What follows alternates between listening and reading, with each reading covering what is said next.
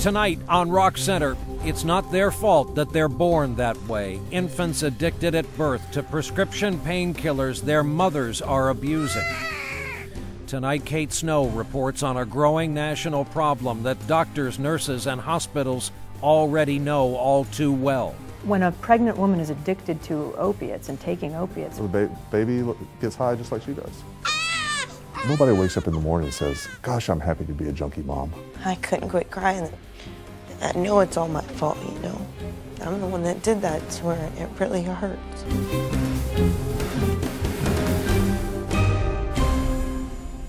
Good evening. For those of us who were reporters back in the 1980s, it was an awful new trend we were covering at the time, and it was the first time our viewers were hearing about the young, innocent infants, a generation of crack babies born addicted to drugs because of their mother's habit. Sadly, a new generation has meant a new habit. Prescription pain meds, OxyContin, Vicodin, other powerful drugs in that same category. And now we are seeing the infants born to mothers abusing these drugs. It hasn't received that much attention until now, and as you watch Kate Snow's report, remember, these infants had no say in it, and they cannot help the fact they were born that way. A newborn cries out in the neonatal intensive care unit. But this 3-week-old girl isn't tired or hungry. She's in pain because her body craves a drug. Her mother was addicted to prescription painkillers, and now this tiny baby is going through withdrawal. when did this little baby start going through withdrawal? Almost immediately. Almost immediately, yes. After being born? Yes. Nurse Michelle Waddell is the director of neonatal services at the Children's Hospital of Southwest Florida in Fort Myers. She says babies born to moms who were addicted to painkillers during pregnancy have tremors, digestive problems, and cry inconsolably. So what can you do to make her feel better? She gets a pacifier. She's bundled and she's swaddled. And then we also give her morphine every 3 hours. Morphine. Yes, she is on morphine. They treat the withdrawal by giving the baby morphine because it's a lot like the drug her mother was taking. It calms her down, like any addict getting a fix. So she's still addicted to a drug right now. She's addicted to morphine at the moment. And she's 3.5 weeks old. That's the part that's so It's hard to get your head around. Yeah, it is. She'll be weaned off the morphine slowly and eventually be drug-free. And she won't be alone. On the day we visited the neonatal intensive care unit, 10% of the babies here were being treated for withdrawal. And if that sounds unusual, sadly, it's not. In hospitals across America, there's an epidemic of babies born addicted to prescription painkillers like OxyContin, Roxicodone, and Percocet, and it's only getting worse. Florida, with its history of pill mills and easy access to prescription drugs, is one of the hardest hit states. 5 years ago, we might have admitted 5 or 6 babies a year for withdrawal, and now we're admitting between 75 and 80 babies a year for withdrawal. So that's a big jump. 7 or 8 times the number? Right. This baby boy is just 3 days old. He can't calm himself and needs to be held nearly every waking moment. His whole body feels rigid and tense. You have such neck control. I mean, I remember my kids could never do that. Their head would flop around, but his head is like this. Very different, isn't it? It's very different. And then it was time for his morphine. Each dose lasts about 3 hours, and then the baby is in pain again. Who do you blame? I don't blame anybody. Because it would be easy to blame the moms. Yeah, it would be easy to blame. But you can't do that. You just have to work with them to take good care of their baby and to hope that they get treatment themselves and that maybe their life will get better as their child's life gets better. That's not normal. It's what 20-year-old Caitlin Yost is hoping for by getting treatment. We met her at the Spring Hill Regional Hospital north of Tampa just weeks after she'd given birth to her daughter Annabella. What are you doing, pretty? Caitlin thought she'd go to college, but she tried an oxycodone pill with friends when she was just 15 and loved the way it made her feel. I guess I loved it too much because I started doing it every day. And then eventually I couldn't get out of bed without it. She told us she resorted to stealing and using fake prescriptions to get pills. And then she found out she was pregnant.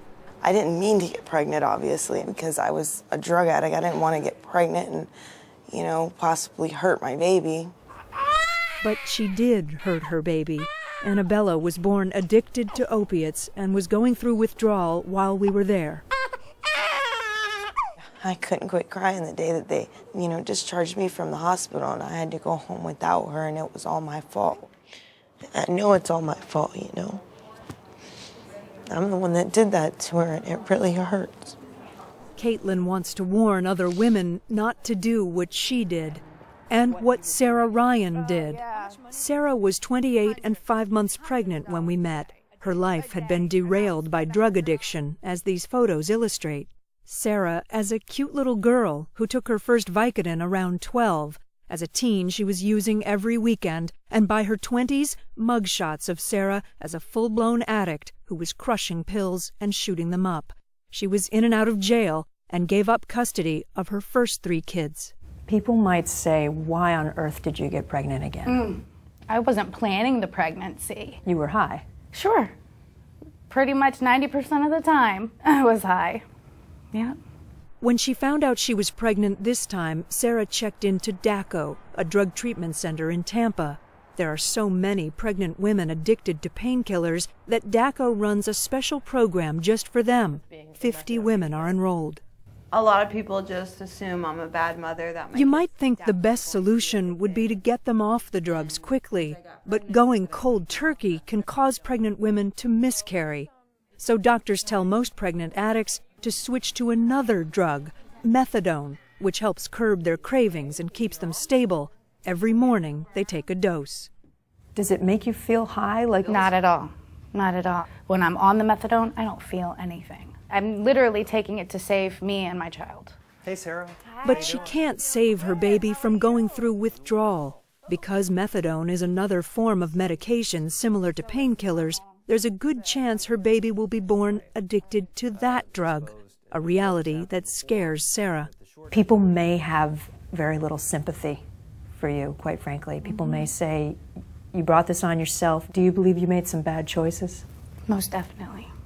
Did I learn from them? Oh, yeah. Will I make those mistakes again? No. Nobody wakes up in the morning and says, gosh, I'm happy to be a junkie mom. Dr. David Chafin runs a clinic for pregnant addicts at the Cabell Huntington Hospital in West Virginia, in the heart of Appalachia. Would you call this a healthcare crisis for our system as a whole? The answer is heck yes. The most common problem in pregnancy in this area right now, by far and away, is addiction. Swamps everything else. He says women are especially vulnerable to getting addicted to prescription painkillers. Unfortunately, women become addicted harder and faster than men. Once they're hooked. When a pregnant woman is addicted to opiates and taking opiates, The baby gets high just like she does. Here for your ultrasound. Dr. Chafin is treating some of his patients with a newer drug than methadone to see if it may cause less severe withdrawal symptoms for their babies. Already, he says he sees a difference in the womb. Normal behavior, basically. yeah, he's moving around. I saw an arm go. And if she were still on the painkillers, what would be the difference? Very still, very quiet. Dr. Sean Loudon, a neonatologist, cares for the babies once they're born. This hospital treats more newborns for withdrawal from painkillers than most other hospitals in America. Some days can be overwhelming. We've had a few days where we reach 65 to 70% of our patients are going through drug withdrawal. 70% of the babies going through withdrawal. Yes. That can be not just overwhelming, but expensive. Treating these babies costs an average of $50,000 and often more. They need constant attention and they stay a long time. A normal delivery would be in the hospital for a few days, right? Anywhere between 48 and 72 hours. These babies are staying weeks? 3 to 4 weeks, and sometimes months. How many months? We've had a few that have been here for 3 months. Logan is 1 month old, and Dr. Loudon expects him to be able to leave the hospital soon. He's still stiff and cries easily. And he's been very difficult to wean. His symptoms could last for months, and doctors worry about what will happen to all of these babies when their mothers take them home. One of the reasons we keep the babies here so long is that they are difficult babies. Now, there sets up a perfect storm. I've got a woman with no coping skills except to take drugs going home with a baby, all right, that's very difficult to deal with. Amber Smith is Logan's mother and one of Dr. Chafin's patients. 4 years ago, she was prescribed painkillers and got addicted. Logan is her 4th child, the second to go through withdrawal. Do you feel, and I ask this because I'm a mom, I would feel really guilty if I felt like I did something to hurt my baby. Oh, I cried for days. I just wanted to hold him and tell him how sorry I was. The state is sending Logan to live with his grandmother for 3 months while Amber is drug tested to make sure she's still clean. As long as everything goes okay, I'll be able to get him back. Logan looks okay, but there haven't been any large-scale, long-term studies to see if babies born addicted to painkillers will have problems later in life. I think about learning disabilities, I think about ADHD, I think about other behavioral problems, but we don't have the kids old enough to make those determinations yet. And you worry about the babies? Yeah. You worry about their future? Very much so. I do, because we don't know what will become of that family, of that child, of that mom. And it's hard. In her 31 years as a nurse, Michelle Waddell says it's the hardest thing she's ever had to do, treating innocent babies who had no choice in their fate. And more are arriving every single day. As I walk through this nursery and I look at these babies suffering, it makes me sad. They take a lot of time. I'm okay with that. They take a lot of manpower. I'm okay with that. But to watch them suffer breaks my heart. I'm not okay with that. Kate, there is nothing more innocent, and there's nothing more wrenching, and we should probably note or mirror what people are saying to themselves, to each other watching this, the anger people are going to feel toward these moms. Toward those moms. I just want to point out that these are the moms that are doing the right thing, okay? These are the moms that have gotten help and are in recovery now, and they've taken the right steps so that they will eventually, their babies will recover from the withdrawal, and they will eventually be better mothers because they're clean, they're sober. And you touch on the mystery of long-term damage. He guesses at maybe learning disabilities, ADHD, but we just don't know. We don't know. Anecdotally, they've seen some of that in 5-, 6-, 7-year-old kids who were born addicted. This is so fresh and so new that we're talking about kids that are 5 to 10 years old now, and they just haven't studied enough yet. One of the doctors said to us, we don't know what the teen years look like at all. And you chose the locations you chose, but nationally, everyone's dealing with this. It's an epidemic. I think you know this. The prescription painkiller use is through the roof. The number of people dying from drug overdoses has tripled over the last 10 years. It's higher than ever in our country's history. So there are states where there are bigger pockets, West Virginia, Florida, but it's moving across the whole country. We've seen a lot of growth in places like New Mexico, Kansas, Utah. It's spreading everywhere, and no state is immune. It is not a happy story, but it is such an important story. Kate Snow.